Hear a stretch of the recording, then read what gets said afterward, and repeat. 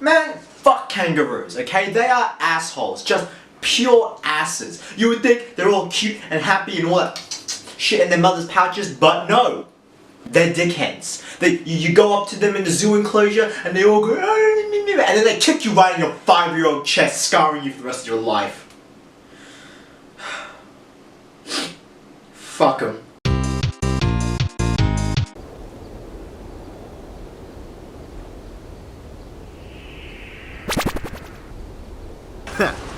Nothing personal, kid.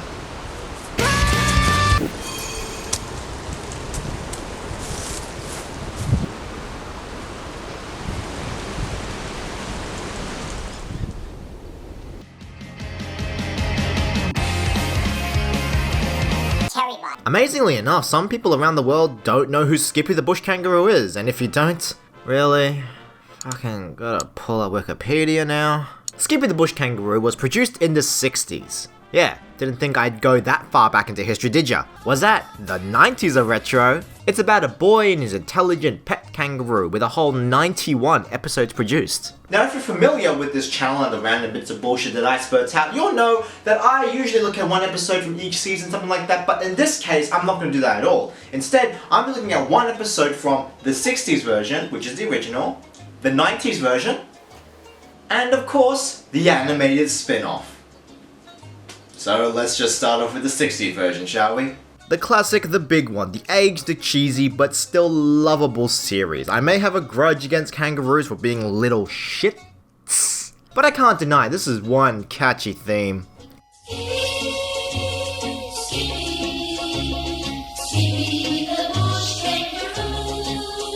We start off with some people in the dark with flashlights, so obviously poachers, where Skippy notices them. So naturally, Skip goes to warn the rangers about the holy shit, do rangers have a nice pad? I wouldn't think rangers on their salaries could afford fucking condos, but I guess I was wrong. Although this was the 60s, so I guess it is possible to buy a house back then, as opposed to today. Like seriously, this piece of shit sold for $2 million. I'm fucked, mate. Oh, go to bed, Skip. Well, gee, fine, you dick. If only I had a nice comfy bed to sleep in. The next day, the park ranger and the whitest Brady Bunch kid notice a couple of fishermen on the river. Are you catching any? Oh, yes, we're doing fine. Good luck. They'll need it. Fishing there, they will. They've got the wrong gear and they're in the wrong place. And they're not very good fishermen. Yeah, mate, not suspicious at all. Meanwhile, Skip finds an abandoned baby koala, which means it's a good shot to get all those Aussie animals in.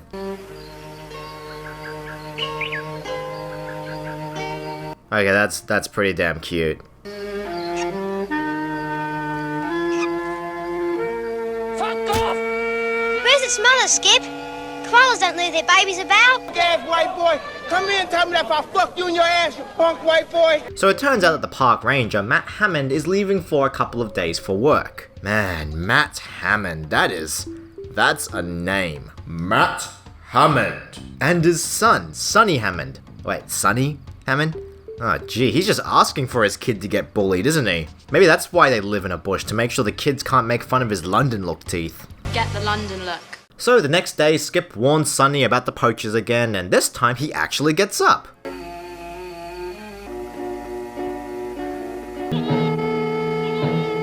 What was that you said last night? Go to bed? Yeah, great advice, Sonny. You dick. The next day, Sonny and his older brother, Mark, go to warn the flight ranger, Jerry, about the suspicious business. Oh my god, that jawline, that haircut, that tush. Ooh, it's scrumptious. Dad and I saw some men on a cruiser down there yesterday.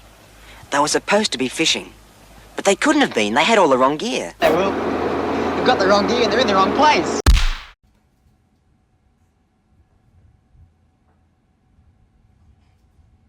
You're a fucking idiot. So they now have every right to be suspicious of that fishing boat that obviously wasn't fishing. So they call the authorities and... I'm gonna swim out to the boat.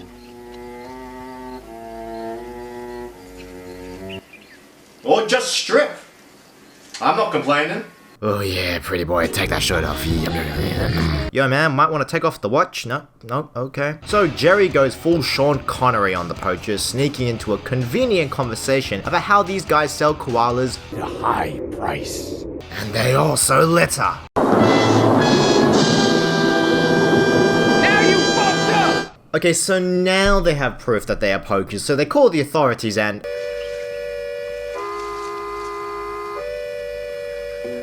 Or they go Metal Gear on their asses.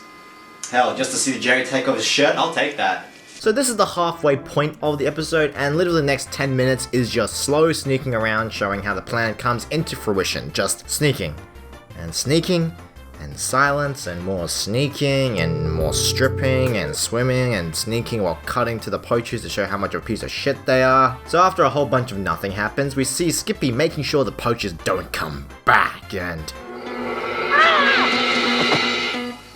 Wow, Skippy really kicks some ass, doesn't he? The beers! The cages have gone! Quick, get him! Jesus, this is a real slogfest. Just straight up getting bashed like you gave someone a dirty look in Cabramatta. And so the poachers of course get caught and arrested, just as Mark Hammond comes back. Ah yeah, just wipe the blood off your hands. The new special ranger will get him, Dad. Oh, that's adorable. God damn it, I awed at a kangaroo. I think it's the 60s charm that really softened my senses because, let me tell you something, when we get to the 90s version, that charm definitely wears off. So after a combination of the most Aussie and 90s thing I've ever seen, as well as not as much of a catchy theme song, we get to see our two main kids, Jerry and Louise playing on a flying fox, and Skippy who is collared. That doesn't feel right. So Skippy tries to escape her tyrant owners and comes across another girl who tries to pet her, which then leads to the best editing you'll ever see. Skippy! Watch out! You can't run across! I've seen more impact from poking my yarn yoshis out of boredom than that supposed collision. Also, that girl just runs off. I mean, they may be kids, but that's really inconsiderate. So Louise thinks she saw a rare wallaby, which is apparently incredibly rare and thought to be extinct by her dad, whose name is Sonny. Yeah, Sonny, as in the kid from the 60s version, who's grown up, had 2 kids, and now following in his father's footsteps. I gotta say, that's a nice touch. Although that mustache isn't doing him any favors. I was too worried about that crazy girl who ran in front of Lou. Yeah, mate, she's a right fucked up cunt. No, of course not. It actually turns out that girl who smashed into Lou and ran off turned out to be a family friend's daughter, Bridget, who also turns out to be deaf, hence why she couldn't hear about the warning beforehand. Must be hard for her to have that handicap. Deaf people don't think of themselves as having a handicap. The best thing you can do is treat her as a normal person, which she is. I write across instead at her move right and staring. Okay, that is really accurate. That is too accurate. You meet a disabled person and then you want to treat them like an old person, but then they throw you that curveball and you just go, just trying to. And you're just like, what the fuck do I do? And you're just like, yeah, but you can't treat them like an old person. Oh my god, I made fun of a deaf kid, I made fun of a deaf girl. I made fun of a deaf girl, that's what I did. That is what I did. I just made fun of a deaf girl. What the fuck? God. So after the kids learn some sign language because this show needs to be inclusive, the adults go out to find the wallaby. Thought you'd gone without me for a minute. I'm sorry, Lou. I'd like to make this a proper scientific expedition. Lou is very good in the bush. Her eyesight's probably twice as sharp as ours. What do you say? Ooh, the head pat of shame. While the adults find some tracks, Louise finds some poop, and I've never seen a kid so happy to find poop in all my life. But turns out she accidentally steps on the tracks in her excitement, meaning she gets beaten up and stays home from the embarrassments. I'll find the wallaby myself. Then he'd see I got it right. Skippy! Oh, you Skippy, like the object she is! So the kids go out and try to find this marsupial for themselves because the internet wasn't really a thing yet. Lou, we have to stop for a drink. You can, but Skippy and I'll keep on going. You can catch up with us. What? They're stopping for a drink of water and you go, oh god, that takes too much time, catch up with me fam, I won't get lost. But you'll never guess what? She gets lost. All because she couldn't wait for her brother and deaf friend to drink some water. Oh, is that water for me? Oh, thank god, I need a drink. No, oh, okay. So after literally 5 minutes of watching her walk around and getting lost, the parents find out Lou is missing and call for a helicopter. I know I might be rushing here, but literally nothing is happening. It's just a bunch of talking. You know, it's stuff kids will get entertained by. Jerry gets a smart idea to climb a tree with the binoculars to try and find her. In a rainforest. It's like trying to find a needle in a haystack or sophistication in Blacktown. But by some dumb miracle he finds Louise. But of course, they can't communicate very well. So much so that... Stop and what?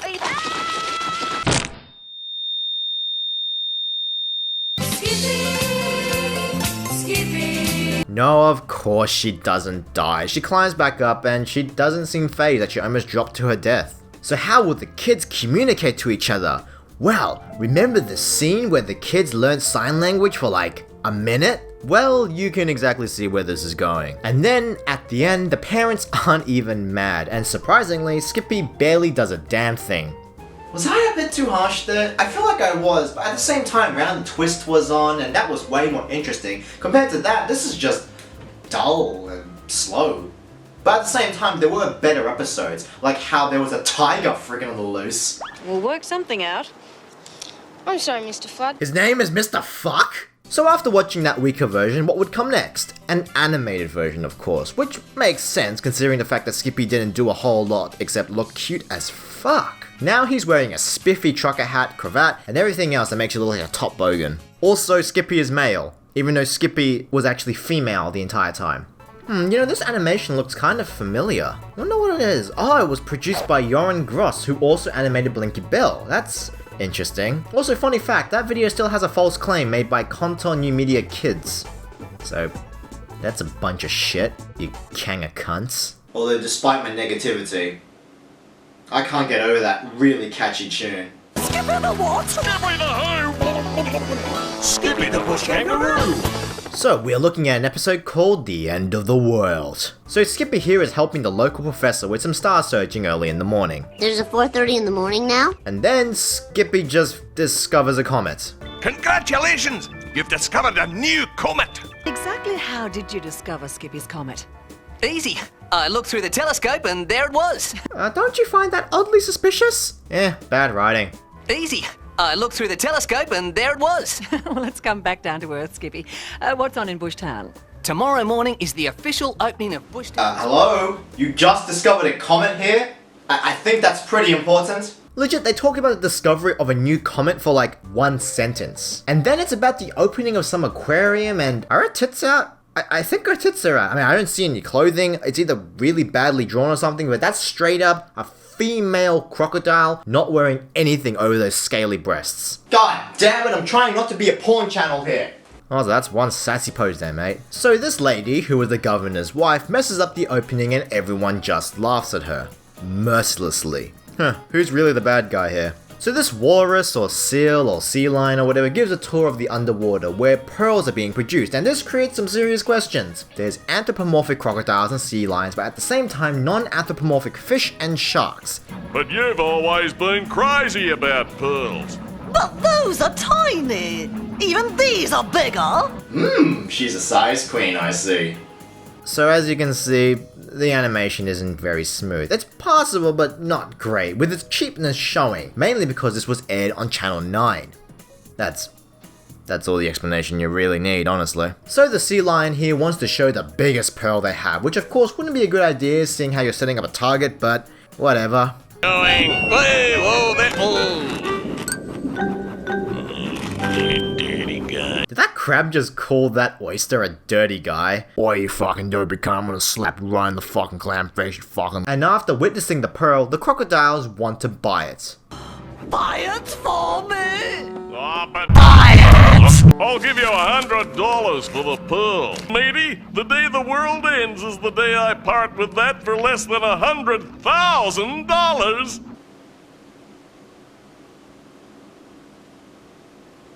Subtle! Now listen, you pair of waterlogged lunkheads. If I'm gonna get this pearl, you gotta go down to that cave. Isn't it dangerous? Not as dangerous as my wife if she doesn't get that pearl. Okay, I just want to verify that we're watching an Australian crocodile in a French-inspired mansion talking to a bull and Pumbaa who are both German. Okay, we're all set with that? Alright. So the two German, why the fuck are they German henchmen attempt to steal the pearl? Oh, come on, was that lock made of chocolate or something? But of course, they get thwarted, electrocuted, and tossed around, and vape. Vape Nation! After that failed attempt, they think of a much more ingenious idea. Pretend the world is ending. Because that won't have any negative consequences, will it? So how does he fool the town that the world will end? By taping a pearl onto a telescope which fools a professor.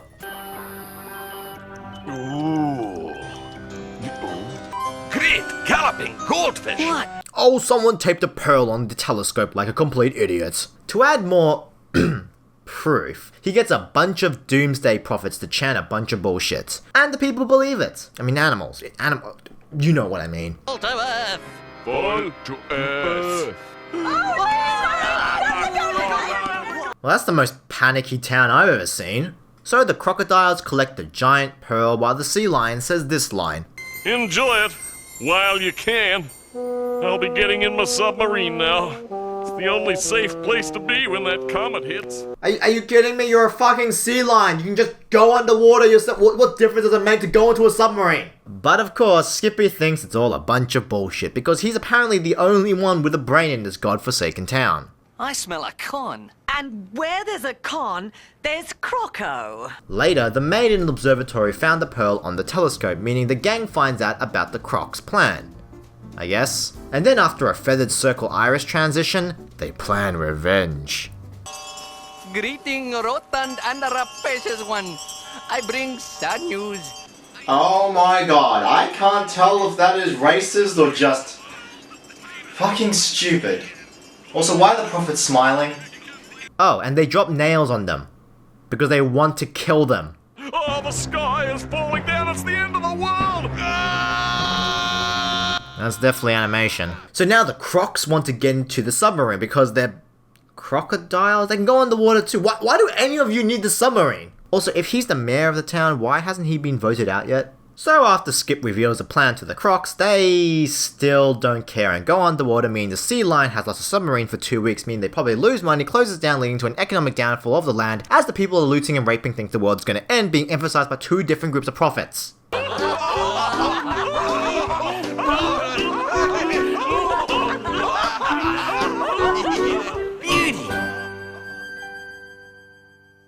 And that was Skippy the Bush Kangaroo, all three versions of this legendary TV Australian icon. I'm sure there are more versions of this, but fuck it, I don't care. I just wanted to make fun of kangaroos because they're assholes. You know, come to think of it, I've been holding this grudge on for way too long. I mean, yes, a kangaroo did kick me in the chest when I was a toddler, but I was a toddler, for goodness sake. Kangaroos don't deserve a grudge like that. That was 17 years ago, and everyone deserves a second chance.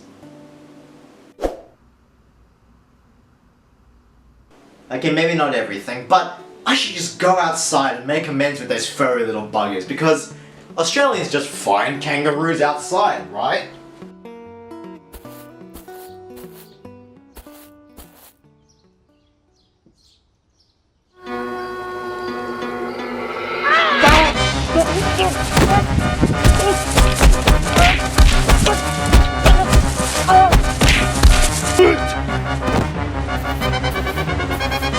Batter up, Skip boy!